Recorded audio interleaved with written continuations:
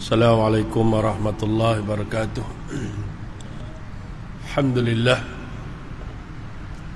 Alhamdulillah nahmaduhu wa nasta'inuhu wa nastaghfiruh wa na'udzu billahi min shururi anfusina min sayyiati a'malina may yahdihillahu fala mudilla lahu wa may yudlil fala hadiya lahu. Asyhadu an la ilaha illallah wa asyhadu anna Muhammadan abduhu wa rasuluh. Allahumma salli ala sayyidina wa habibina wa syafi'ina wa zukhrina wa maulana Muhammad sallallahu alaihi wasallam. Qala Allah ta'ala fi kitabil aziz, a'udzu billahi minasy syaithanir rajim. Ya ayyuhalladzina amanu taqullaha wa qulu qawlan sadida yuslih lakum a'malakum wa yaghfir lakum dzunubakum wa man yuti'illaha wa rasulahu faqad faza fawzan 'azima. Wahai orang-orang yang beriman, bertakwalah kepada Allah, perkataan yang benar dalam segala perkara. Jika kamu berbuat demikian, Dia akan memberi taufik dengan menjayakan amal-amal kamu dan mengampunkan dosa-dosa kamu. Sesiapa yang taat kepada Allah dan Rasulnya sallallahu alaihi wasallam qala yatba'ul mayyita salasatun ahluhu wa maluhu wa amaluhu fayarji'u isnani wa yabqa wahidun yarji'u ahluhu wa maluhu wa yabqa amaluhu. Daripada Anas bin Malik radhiyallahu anhu, Rasulullah sallallahu alaihi wasallam bersabda, ada 3 macam yang akan menghantarkan jenazah ketika dibawa ke kuburan, yaitu keluarganya, hartanya dan amalannya. 2 di antaranya akan kembali dan 1 lagi akan tetap tinggal menyertainya. Yang meninggal itu istrinya, suami pagi tengah hari balik dah. Lepas zuhur ke bumi, lewat-lewat asar balik dah. Kalau ke bumi lepas asar, malam, petang sebelum maghrib balik dah. Kan? Kalau yang meninggal ayahnya, anak-anak tunggu semua. Harta balik. Jihadun wa niyatun fa izastunfirtum fanfiru. Tidak ada hijrah selepas pembukaan kota Mekah. Yang ada adalah niat dan jihad. Dan apabila kamu diseru untuk keluar, maka keluarlah. Subhanahu wa ta'ala. Amin. Sehat tuan-tuan ya? Alhamdulillah.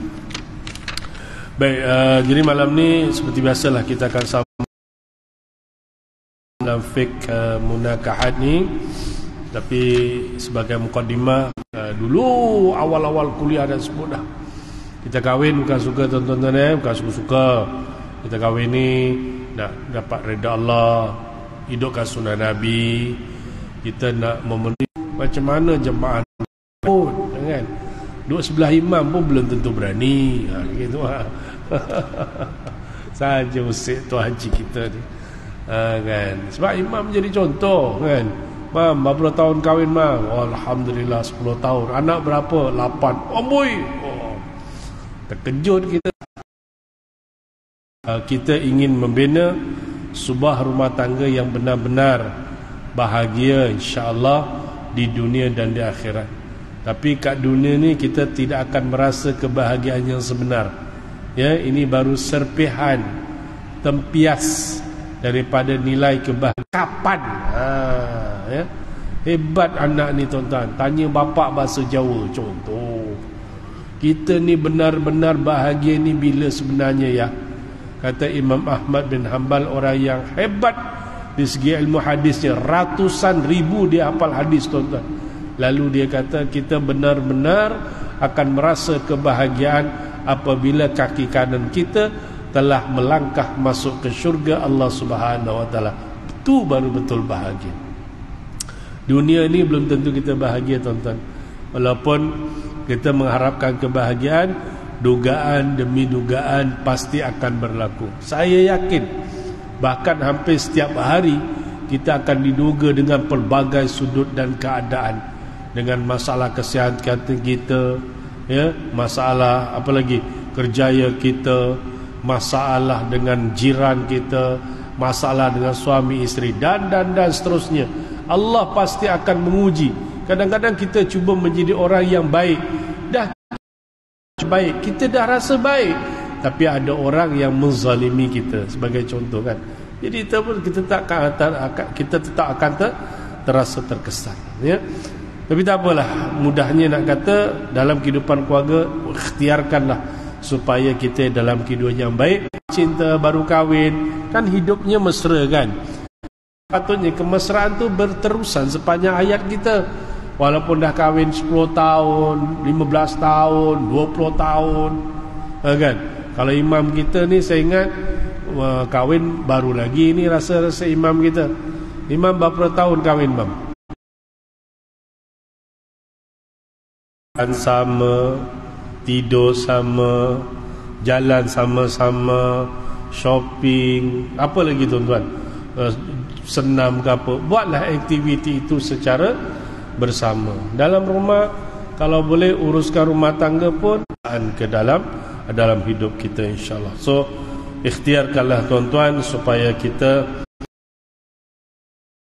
melalui kehidupan dengan baik, dan biasakanlah mendengar kisah-kisah para nabi, orang-orang soleh, bagaimana mereka hidup dengan penuh kebaikan antara suami isteri.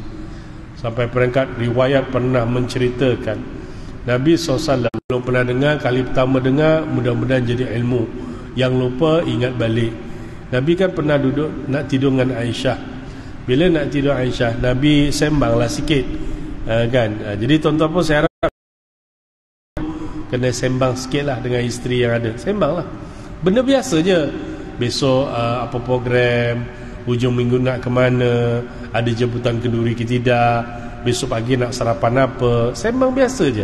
Oh, besok malam tahun baru, kan. Biasa kat masjid ada program baca cerita Dajjal, Palestin, Imam Mahdi, perang bom atom, perang dunia ketiga. Jadi tidur pun jadi stres, kan. Cerita biasa-biasa je, kan. Jadi Nabi bercakap dengan Aisyah, dia kata apa? Wahai Aisyah, jangan engkau tidur sehingga engkau yang pertama selesai khatam Al-Quran.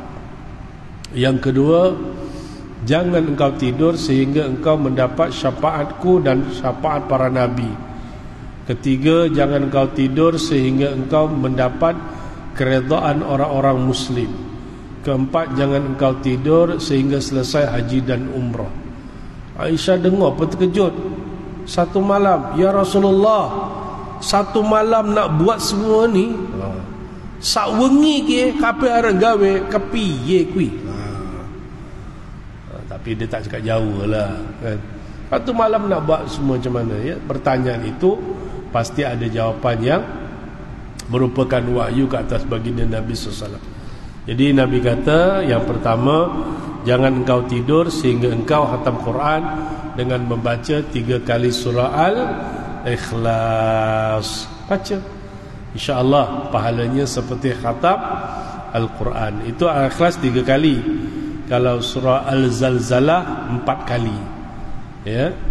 Yang kedua, mendapat syafaat Nabi dan para Rasul dengan berselawat ke atasku dan ke atas para Rasul, kan. Yang kita baca dalam mukadimah tu kan, Alhamdulillahirrabbilalamin, wassalatu wassalamu ala asyrafil anbiya'i wal mursalin, kan. Lepas tu kan kita Allahumma salli ala Sayyidina Muhammad, contohlah kan, berselawat ke atas mereka. Dan yang ketiga, iaitu engkau mendoakan mereka, mendoakan para orang-orang muslimin, kan. Imam kita baca doa tadi, cantiklah tu, wali jami'il muslimin wal muslimat wal mu'minin wal mu'minat al ahya'i minhum wal amwat. Cantiklah tu. Okey. Dan yang keempat, iaitu selesai haji dengan umrah dengan membaca kalimah subhanallah walhamdulillah wala ilaha illallah Allahu akbar, ya. Jadi bila kita baca ayat-ayat tadi, zikir tadi, seolah-olahnya kita mendapat pahala mengerjakan haji dan umrah, insya-Allah. kan. Jadi dapat malam ni, jangan lupalah. Tak maulah dapat habis berlalu gitu saja, rugilah. InsyaAllah. Baik, itu suami isteri ya. Baik, itu mukadimah sikit lah. Jadi kita masuk juga. Kita ada lagi dalam 20 minit, 25 minit. Okey lah tu insyaAllah. Jadi pengajian lepas kita masih dalam bab arkanun nikah tuan-tuan ya. Iaitu dalam bab nikah antara suami dan laki dan perempuan. Ya kan? Yang dah kahwin pasti ada pengalaman bernikah kan. Daripada mula dia nak bertunang sampai dia uruskan dokumen, sampai hadir majlis akad nikah, duduk dalam majlis, dinikahkan, didoakan dan sebagainya. Kan kalau setengah-setengah tempat tu dia siap dengan apa? Dia siap dengan kompang lagi. Bom. Itu sunnah tu ya. Bidufuf kata Nabi ya. Kan kata Nabi bila nikah paling bagus dekat masjid. Kemudian kata Nabi pukullah gendang kan, pukul gendang. Atau kita hari ni kompang lah sesuainya dengan adat Melayu kita ni ada kompang. Jadi tujuannya apa? Kita nak isytihar bahawa sipulan-sipulan itu berkahwin kan. Sebab tu kompang sinonimnya bila ada majlis perkahwinan kan. Kat dalam ada tak kompang-kompang lagi? Ada mam? Tak ada. Kat dalam tak ada. Imam nikah itu hari kat mana? Al-Ustaz. Sana ada kompang? Tak ada juga. Masya Allah. Sini pun tak ada. Cuba imam nikah sekali lagi, buat kompang lah sini. Kan? Buatlah kompang. Kalau tempat saya ada lagi, kadang-kadang ada kompang lagi. Baguslah kita pendengar semangat je kan.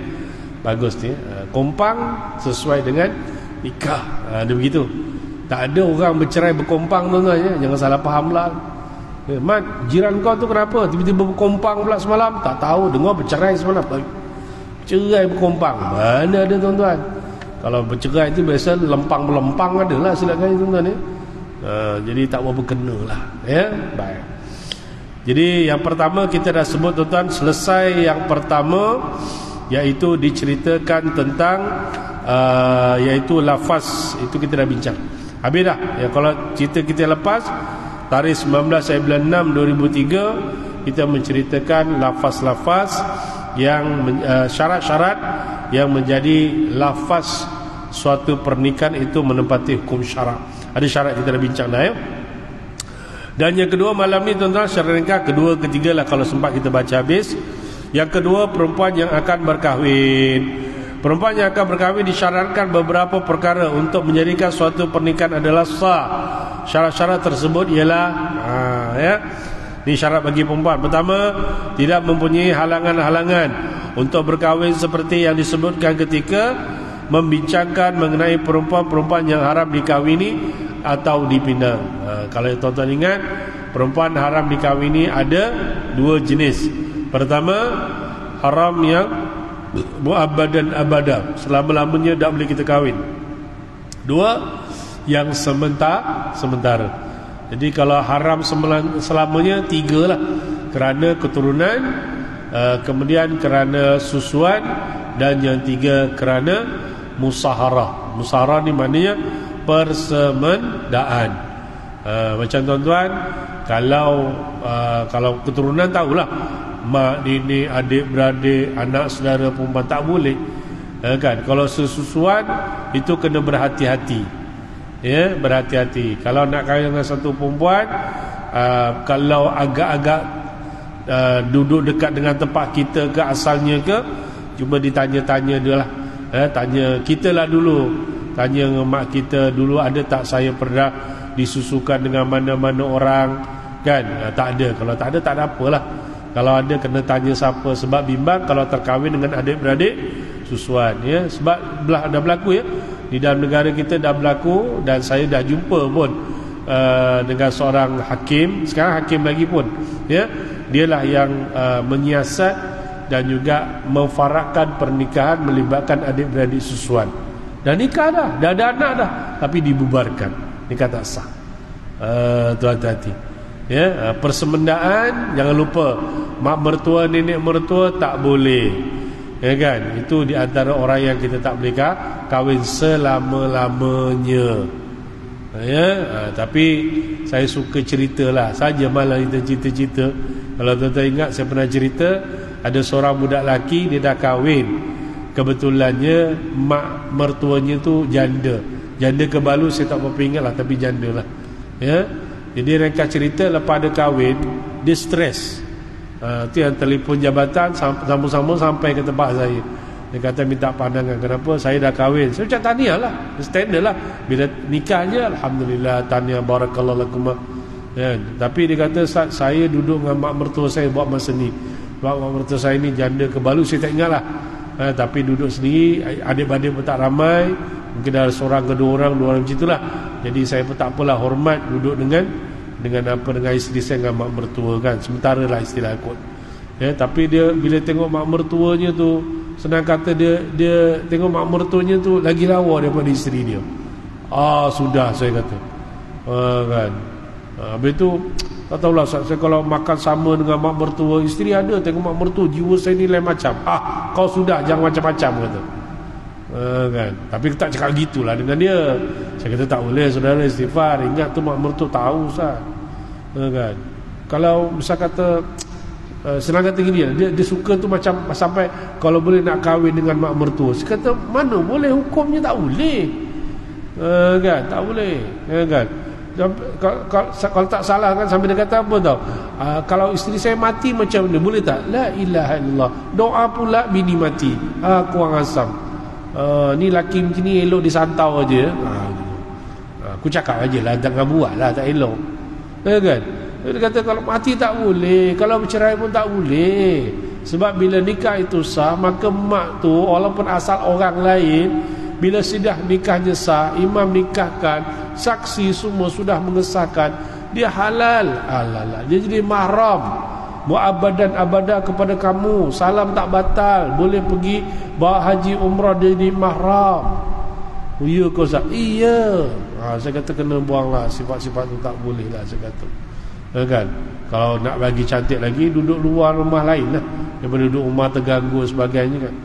Lepas tu ujung-ujung saya ingat saya ada tanya juga, saya kata lawa sangat ke mak mertua tu. Lawa Ustaz. Saya kata tak ada peluang Ustaz. Tak ada. Dalam hati aku yang ada aku.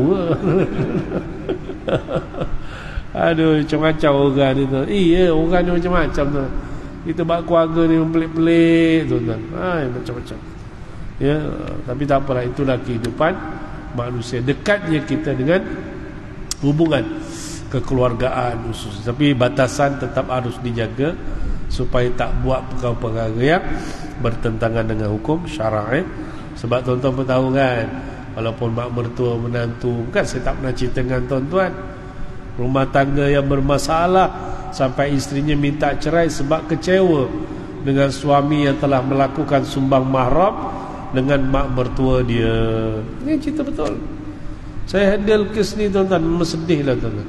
Saya rasa saya dah cerita dah. Saya cerita mak, saya dah cerita. Belum lagi mak, tak ada, tak ingat. Iyalah, dia dua je, sama ada saya tak cerita ataupun saya cerita imam tak datang. Mana satu? Lupa lah ya. Lupa okey lah, tak apalah. Tapi tak, benda tu benda berlaku kan. Sebab tu kena jaga batasan-batasan adab-adab ketika berada di rumah. Walaupun pak mertua, mak mertua sudah mahram pada kita, tetap kena jaga segi adabnya, tetap kena jaga segi pakaiannya, tetap kena jaga supaya tidak terdedah kepada perbuatan maksiat. Nauzubillah min zalik ya. Kalau cerita pak mertua dengan menantu, saya tak pernah jumpa lah. Setakat ni saya tak pernah jumpa. Filem, drama banyak saya tahu. Tapi kalau yang kes rumah tangga, saya tak pernah jumpa. Kalau adik-beradik ipar, jeprah. Saya dah cerita dengan tuan-tuan, adik ipar, kan? Suami dia skandal dengan adik isteri, adik ipar, sampai buat benda haram, isterinya jumpa. Kan? Itu pun saya handle. Yang saya ingat lagi yang isterinya duduk macam ni, sebelahnya suami dia tak pandang lelaki dah. Pandang. Ya kan, kita nak bincang mukadimah sebagai, lepas tu okey puan, kita faham ada masalah tu, kita cuba bincang lah kok ada. Saya ginilah Ustaz, saya tahu bercakap banyak, saya tahu saya nak suami saya ceraikan saya, itu je. Dan Ustaz pun tak payahlah nak bujuk-bujuk saya. Oh alah, nak cakap apa lagi? Saya mula tak tahu. Ya kan, tak, sekarang yang tegang sangat, masalah apa? Masalah apa benda ni? Kadang-kadang bila cakap itu, kita pun kenalah guna stage 2, 3, tak boleh bincang slow dah. Dia tak, suami saya buat apa Ustaz? Dia cerita tu. Kalau dia tak nak ceraikan saya, kalau dia bukan dia ni, dia ni orang tunjuk kan, marah pula aku imam pun, tunjuk aku imam pula kata dia. Kalau dia tak cerai saya buka semua cerita kat mahkamah. Saya sabar, saya jaga air dia, saya minta dia lepaskan saya. Lepas tu dia nak kahwin dengan adik saya, kahwin lah, saya tak kisah, minta lepaskan saya. Kalau tak, saya akan cerita kat mahkamah nanti kan. Sudahnya tak boleh selamat, tak ada. Itu benda-benda tu nak kena jaga tuan-tuan. Tapi itulah sifatnya manusia. Ada yang halal tapi tetap cenderung benda yang haram. Sebab bisikan halusinasi iblis sentiasa mengatakan ini yang best, ini yang best, ini yang best. Dengan isteri dah hari-hari dah, ini peluang lain, sekali-sekali ada peluang, tes sajalah. Iblis. Jangan lupa tuan-tuan, memang dia macam itu. Dia tak kata zina je. Iblis tak kata gitu. Dia kata cuba try. Ni okey kot, try sekali je. Nampak tak? Itulah pandangan-pandangan iblis yang memang mengajak manusia untuk melakukan maksiat. Hatta dalam isu kekeluargaan sekali tu memang banyak kes tuan-tuan. Saya tak datang sebulan ni tuan imam, tuan-tuan, kita ada kes tuan-tuan, kita handle jugalah kes rumah tangga. Saya termenung dah, kan, bini tak nak, saya tak nak damai, saya tetap nak teruskan, kan. Tapi bila kita kenapa, dia kata dia ada perempuan lain. Kawan ke apa? Saya tanya, betul ada kawan, kan. Kawan apa Ustaz? Dia sampai buat benda yang tak elok. Ustaz tahu tak, dia ni yang beritahu ni, kan, sampai dia boleh ambil gambar dengan makwa dia selfie, kan. Betul lakinya kata apa? Kau tuduh. Saya bukan tuduh. Masalah perempuan tu telefon saya, perempuan tu boleh WhatsApp. Dia WhatsApp kat saya, dia ambil gambar dengan perempuan tu WhatsApp, dia kata dia ambil gambar selfie dengan laki dia, dengan suami itu atas katil, selfie macam ni. Lebih kurang begitu tuan-tuan. Kalau dah selfie atas katil, buat apa? Betul Mami? Betul. Kalau atas katil buat apa? Zikir, ngaji Quran, tahajud. Nampak tak tuan-tuan? Itu yang bila pagi begitu tuan, akhirnya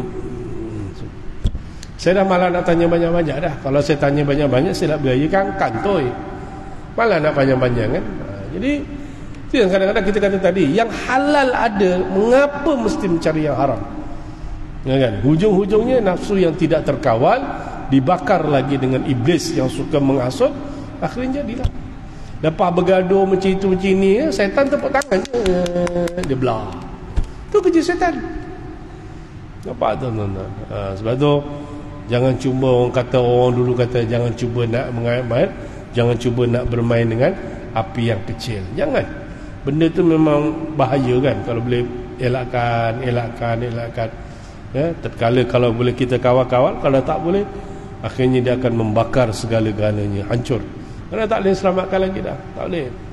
Ada juga yang kadang-kadang isterinya dah, saya tahu Ustaz, dia ada perempuan lain, saya tahu, saya dah jumpa dah macam-macam. Tapi ginilah Ustaz, itu dia dengan Tuhan lah. Saya malah nak fikir-fikir lah Ustaz, lantak dia lah. Yang penting saya jaga diri saya, jaga anak-anak saya. Kalau dia nak kahwin lah Ustaz. Saya jumpa makhluk spesies macam ni, saya jumpa, dia dah malah nak fikir dah, apa nak jadi, jadilah, lantak dia lah. Saya malah fikir lah Ustaz. Ada kita jumpa dah, kan? Tapi minta maaf cakap lah, nilai rumah tangga dah tak ada lah, respect tak ada lah, kan. Itu yang kalau sembang lagi panjang, dia akan sampai keluar ayat, apa saya nak layan suami saya dengan layan yang bagus, dia sendiri tak jaga hati saya, dia tak layan dengan saya, buat benda-benda pelik dengan saya. Ingat saya tak ada hati. Nampak? Dia menjauhkan benda-benda macam itu tuan-tuan, kan. Nampak? Macam mana nak habis kitab kita ni tuan-tuan? Baru satu poin aja dah 40 minit. Nampak gaya pilihan raya sekali lagi lah baru habis. InsyaAllah tuan-tuan, tak apa, kita mengaji sama-sama. Peringatan juga pada diri saya yang kita sebab kita semua orang sangat terdedah dengan benda-benda begini. Na'udzubillah min zalik, ya. Okey, jelas ya, yang tak boleh dikahwini dan tak boleh dipinang, tak boleh, ya. Okay, tapi kalau yang sementara tak apa, boleh, kan? Contoh dia contoh macam dia bercerai, kan, dalam tempoh iddah, boleh, kita boleh kenyit-kenyit sikit, kan. Tapi talak raj'i tak boleh. Kalau suaminya meninggal, kita boleh secara kinayah, itu diharuskan, tak ada masalah. Sabarlah Cik Ma, ya, yang hidup pasti akan yang hidup pasti akan mati, kan. Hidup ini sementara, kan. Sabar, kita doakan Abang Mat pergi dengan baik, sama-sama kita doakan. Ingat janji Allah, walikulli ummatin ajal. Ui, setiap ayat Quran bagai, Masya Allah, hebat ya. Sabar ya. Dan jangan lupa patah tumbuh hilang berganti. Oh, sastra. Okay, so tak ada masalah. Yang itu kita dah ngaji lama dah. Dibolehkan secara kinayah. Direct tak boleh. Ya, baik. Kemudian yang kedua, ditentukan jika wali berkata kepada pengantin lelaki, aku nikahkan engkau dengan salah seorang daripada anak perempuanku, maka tidak sah nikahnya kerana tidak menentukan anak mana satu yang akan dikahwini. Kalau anaknya 3 orang, 3 belum kahwin, aku kahwinkan kau dengan anak aku yang mana dengan anak aku, tak boleh lah, ya, sebab dia tak ditakyinkan, ya, yang satu ke, yang dua ke, ketiga ke, ya. Jadi kena takyin, ditentukan. Sama dia ditentukan itu dengan nama. Paling masyhur dengan nama lah. Contoh nama budak tu Syarifah Hayati. Contohlah, aku nikahkan kau dengan anakku Syarifah Hayati. Jelas, kan? Ataupun ditentukan dengan panggilannya, laqab. Namanya Aminah, tapi tak berapa glamour, dipanggil alien je. Contoh, aku nikahkan kau dengan anakku alien, boleh, ya, memang perangai pun macam alien agaknya, kan, boleh, dengan gelaran, tak ada masalah. Ataupun dia khitab saja, ditunjuk saja, aku nikahkan kau dengan anak perempuanku yang ini, kan, dia pun jawab, aku terima nikah anakmu yang itu. Okey, tak ada masalah. Boleh, tapi tak pernah buat. Sini pun tak pernah buat. Kalau buat, yang tak faham, nikah sesat, masalah. Kata nikah sesat. Awak yang tak mengaji kata sesat. Tapi supaya pernikahan tu jelas, cantik, tidak menimbulkan sebarang keraguan, ikutlah ayat standard, selesai, kan. Itu dalam lafaz ijab kabul kita dah ngaji dah. Sebut jelas je, aku nikahkan kau Ahmad bin Ali dengan Aminah binti Abu dengan mas kahwinnya RM300 tunai. Aku terima nikahnya Aminah binti Abu dengan mas kahwin RM300 tunai. Jelas. Dia tidak menimbulkan sebarang bentuk keraguan. Itu pun tuan-tuan, pengalaman-pengalaman kita dalam menguruskan hal-hal begini, kedapatan juga pernikahan yang tersilap dari segi sebutan nama. Ini sudah berlaku, ya. Dah berlaku di Negeri Selangor umum. Saya rasa pernah cerita dengan tuan-tuan. Kebetulan dikatakan budak perempuan tu, anak-anaknya tu namanya dekat-dekat je. Mungkin satu namanya Aminah, yang seorang lagi mungkin namanya Fatimah, dekat-dekat gitu je. Jadi yang nikah tu sepatutnya Fatimah, kan. Budak lakinya pun apal, aku terima nikah Fatimah. Jadi masa nikah tu, bapak tersebut, aku nikahkan kau dengan anakku Aminah, kan. Dia pun jawab, aku terima nikahnya Fatimah, gitu kan. Masa dalam keadaan mungkin tak terkawal, okey, sah nikah dengan izin Allah Ta'ala. Kehendaknya ada orang tengok video tu, bagus. Bila ada rakaman, bila dia tengok betul-betul, kenapa bapak sebut nama nama Fatimah, sepatutnya nikah ni Aminah. Bila tengok jawab, rupanya salah tuan-tuan, ya, memang salah. Jadi kita segerakan, sebab imam tu telefon saya, macam nak buat. Saya kata, imam baru lagi, sangat baru pula, sangat baru tuan-tuan. Jadi kena segerakan, panggil balik, kena nikahkan segera, betulkan nikah tu balik. Ni contoh-contoh, ya. Ni yang berlaku lah. Baik, kemudian tidak dalam ihram haji atau umrah, la yankihul muhrimu wa la yunkahu wa la yakhtub. Kata Nabi SAW, orang yang berihram laki dan perempuan tidak boleh berkahwin, tidak boleh dikahwinkan dan tidak boleh meminang.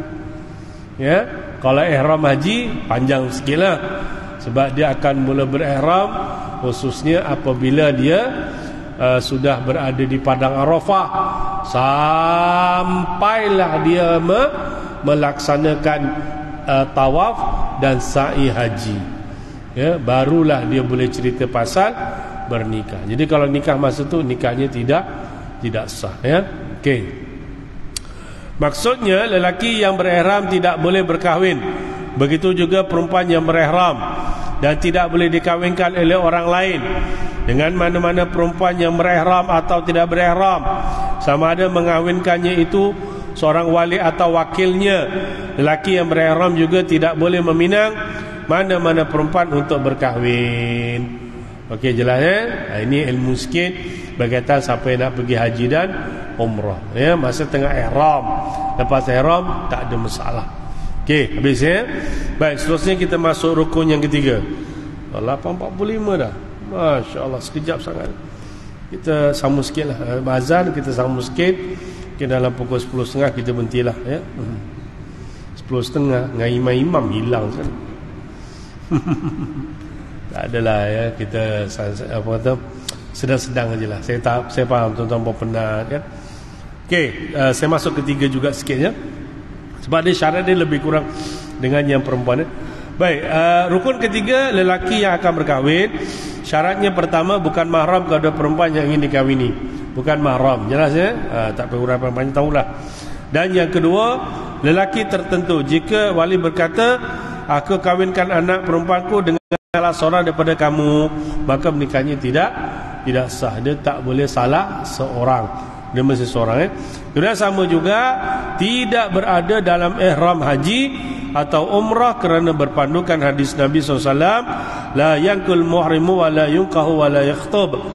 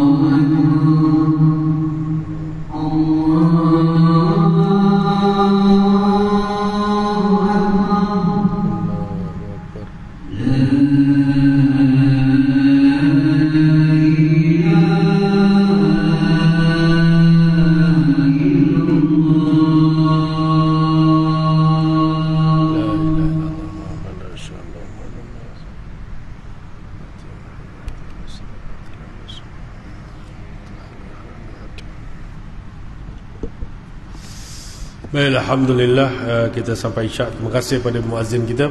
Kita sambung sikit. Ini syarat yang disebut dalam syarat perempuan, syarat lelaki ini ringkas.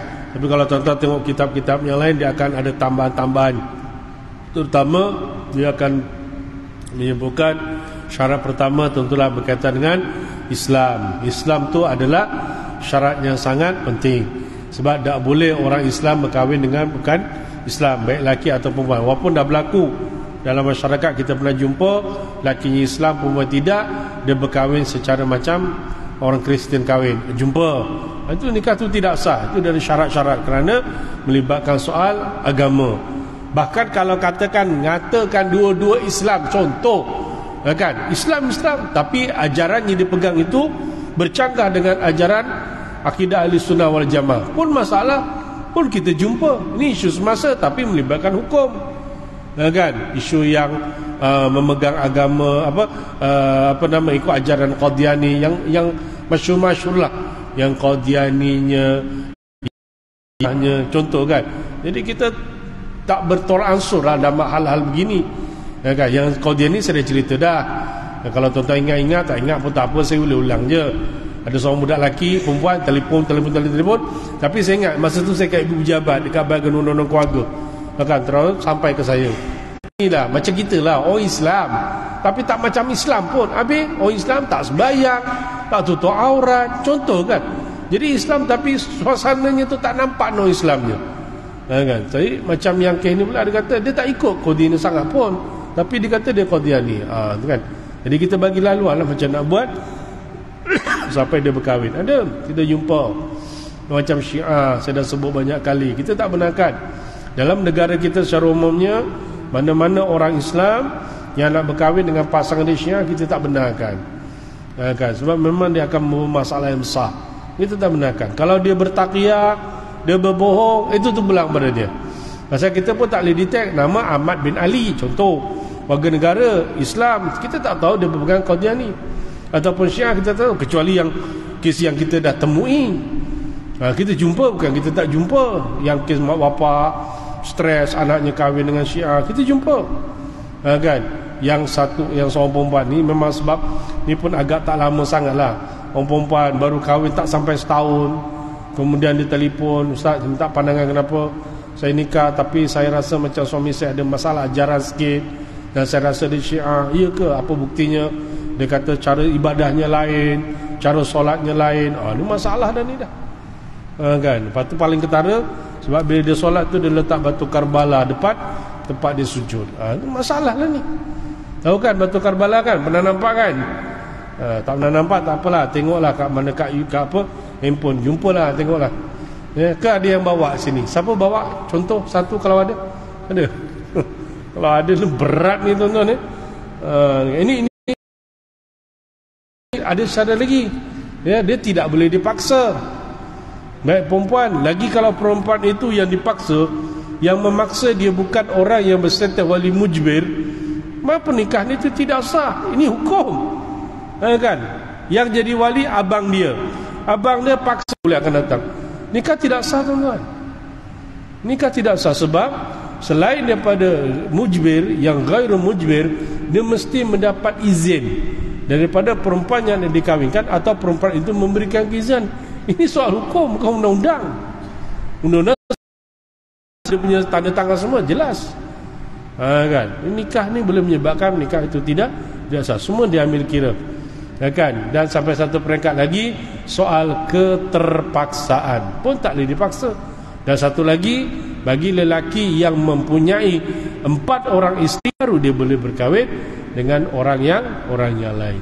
Itu di antara syarat-syarat yang disebut di dalam beberapa kitab yang lain menjadi tuntutan kepada lelaki dan perempuan. Barulah pernikahan itu boleh diiktiraf daripada segi hukum syarak.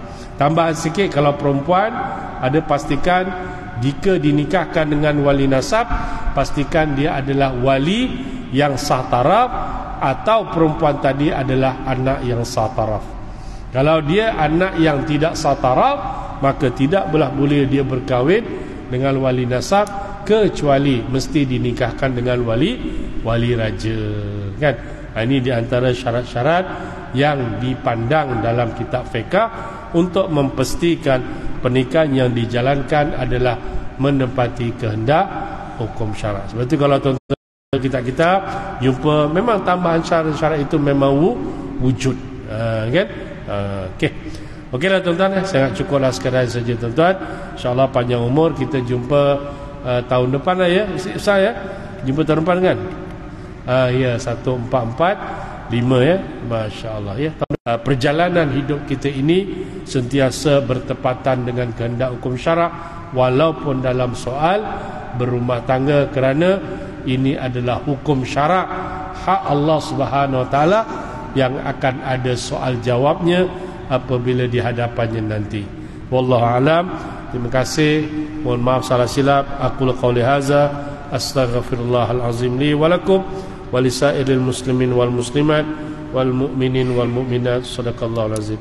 Assalamualaikum warahmatullahi wabarakatuh.